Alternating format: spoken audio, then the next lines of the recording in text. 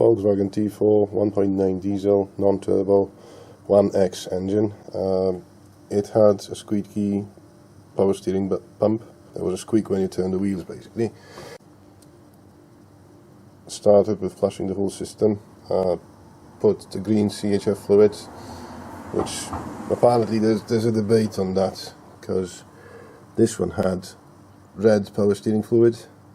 Most people say that it should be green. Some people say that if the top is red, it should stay red. If it's green, it should be green. I don't know, so I went to see some advice from Volkswagen. Volkswagen confirmed that all vehicles now are being used with the green stuff. So it's been flushed. It's still squeaky, so it didn't solve the problem. The next step will be to change the belts. To take the sump guard off, you've got 4 13mm bolts round it. There's 2 on this side, 2 over this side. There's another one by there, and there should be 2 10mm ones on these rails. 2 10mm apparently. Mine hasn't got it, to be honest. I'm not bothered. That's the sump plug. I'll take it off and we'll get back to you. To take it off, it won't go past the bumper, so you have to pull the bumper a little bit. That drops. Then you have to pull this towards you, because it's clipped on, little clips on the end to make it safer. 2 seconds. Once it's off, you can actually see the belts. Now, this belt, for a start, is in the right type, because it should have 1 more groove. This is the water pump. On my 1X, this is the type, and it's been replaced at some stage, obviously. But also, you got this pulley here. See how the belt is routed? It's going over the alternator, over the pulley, which in a way makes some sense, because if the pulley's flat, there's no grooves on it. It seems like it should be on the back of the belt, but it's not really, because you can tell there are marks on the pulley. You can tell it's been working with the belt, going with the grooves down on it. That's supposed to be a fail-safe in case if the belt, well, if the pump seizes up, the belt can slide on it to some extent. The alternator, to take the belt off, you have to undo this bolt here. That's 13mm, and there's another one here. You have to loosen this up just to allow this to turn. There's a spring tensioner at the bottom of it, so you have to, what I would do, I would slacken this off, push it as far as you can, unlock it up again with 13mm, so it's locked in closest position and you're not working against the spring. To take this belt, on the other hand, we have to take this off first. You have to undo those 3 nuts, those 3 Allen key bolts. I think they are size 5, if I remember correctly. You can actually stop it from moving by inserting a hex bit, size 6, I think.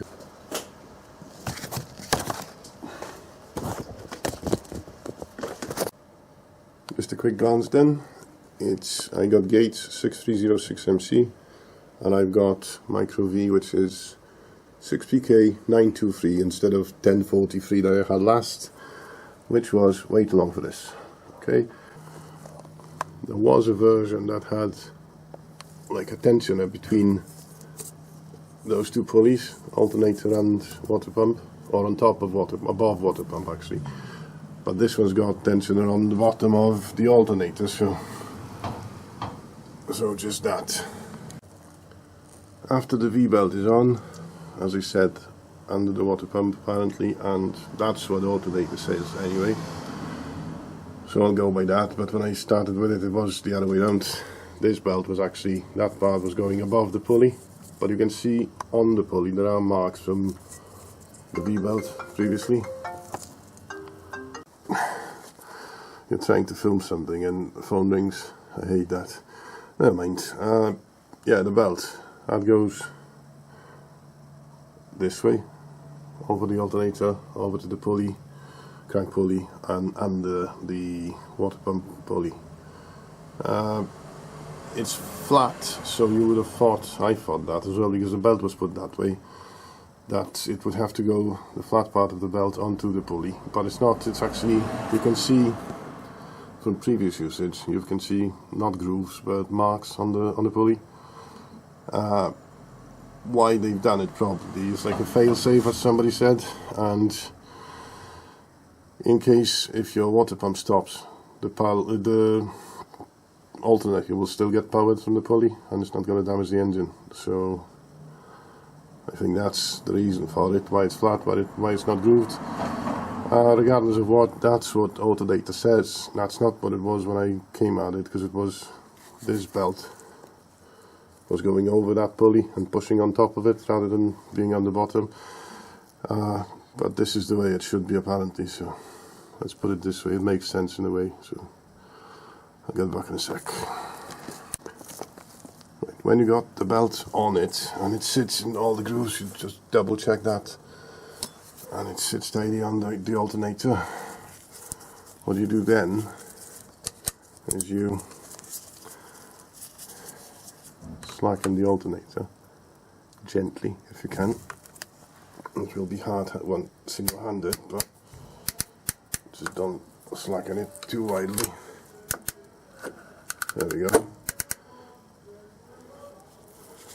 See how it tensioned it? Now this is supposed to do quarter of a turn, that should be right tension on it. This is a bit less, so I shall push on it a little bit, but I need two hands, so I'll see you in a sec. Right, tighten the belt. That should do quarter of a turn on top of that, apparently. Well, to me that shouldn't be too tight. That's, bear in mind it's a brand new belt, so it's going to stretch a little bit, but as I said, this needs to be able to turn whilst the belt is on it, so, well, it should slip over it in case of any failure. So that should be enough. If anything, I can get back to it and adjust tightness, but obviously it will bed in and it needs some time to actually set itself on it correctly, so leave it at that and put the power steering belt. This is a bit confusing. Well, it shouldn't be confusing, but it is. When you put a new belt, you should put those shims inside it, those washers, shims, whatever you want to call it. It's spacers, basically, they are. Put them inside, so the new belt sits at the lowest groove that it can achieve on this, and then as it wears out, you can take a shim out and basically lift it up, so increase the tension on it this way. It's a primitive way of adjusting it, but it works, so why not? Let me put that back on. Just a quick tip, I've done one over this side, then I've pulled it, well, turned it a little bit, put the other one in. Now I'm going to do the same one with third. You won't put it in this position, obviously, because it's at the bottom, so you're not going to squeeze it that much.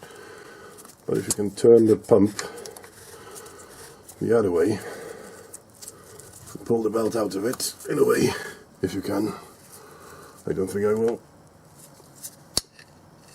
But anyhow, get the point. Get it to the point where it's lower and it's actually not praying against it. And you should be able to install the bolt. Once you've got it in, it's a matter of just turning it tighter and increase the tension so you got the belt less slack. Right. Well, I'll be right back after the break. There we are. That's actually...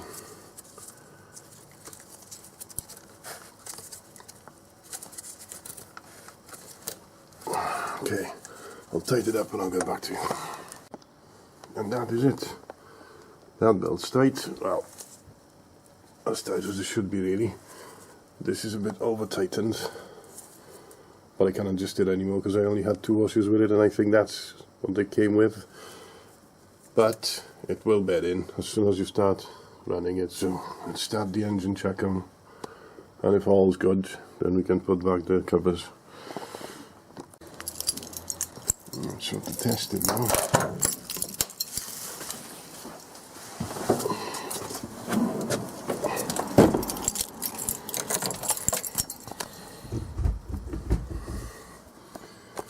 So to test it,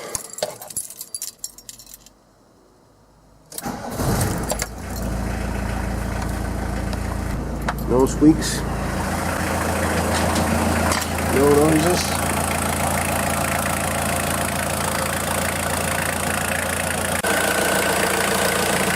All starts to light.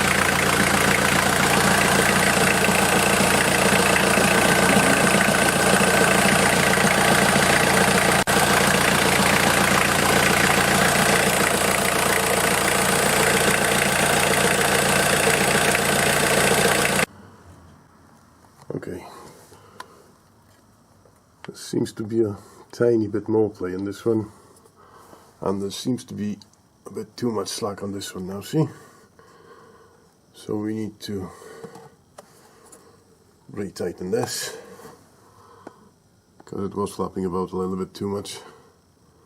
Probably that's why they put the tensioner at the top, because it's quite a long distance to travel. Anyhow, I'll get it all sorted, put the cover back, and that's it. That's how we do them, pretty much.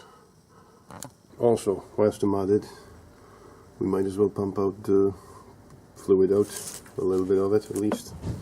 I'll replace that. I've just flashed mine and it still doesn't look too great. So I'll drain that using that. There's a fluid extractor. This is actually made by Pella. 6 litres capacity on this.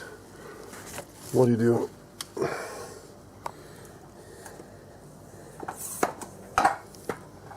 You pump the plunger,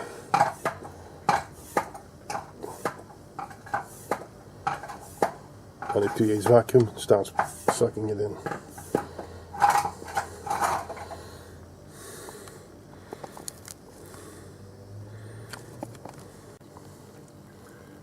This is pulling the fluid through, so give a couple of minutes and it, well, yeah, a couple of minutes I'd say. I'm not going to drain it completely, just drain the expansion tank and fill it back up with the fresh fluid.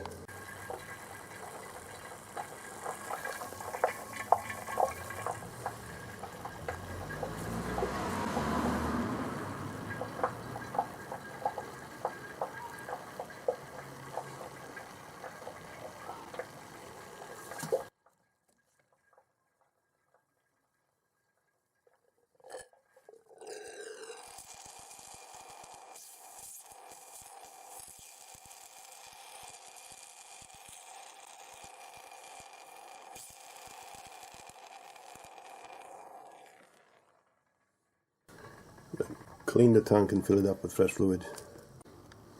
Right, as I said, just fill it up.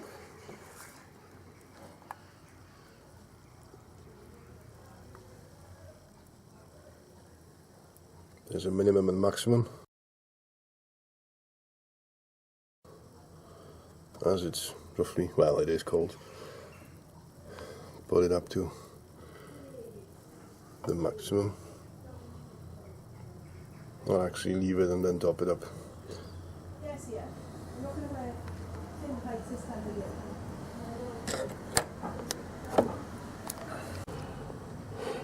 Whatever you do on the van and you're underneath it, always check little things. Have a look. Didn't even know.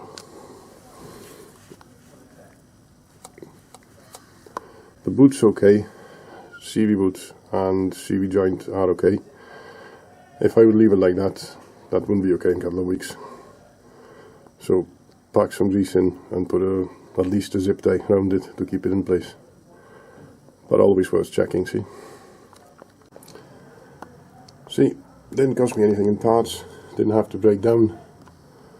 It's not perfect. Well, some people do it all the time like that. I just didn't have the proper way to fix it in place. But this will do. saying that whoever's been here before me, there's the same thing done on the other side. At least it's going to keep the dirt and water out of it. So that's the main point. It should last. I'll keep an eye on it anyway because I know it's there, so it should be okay.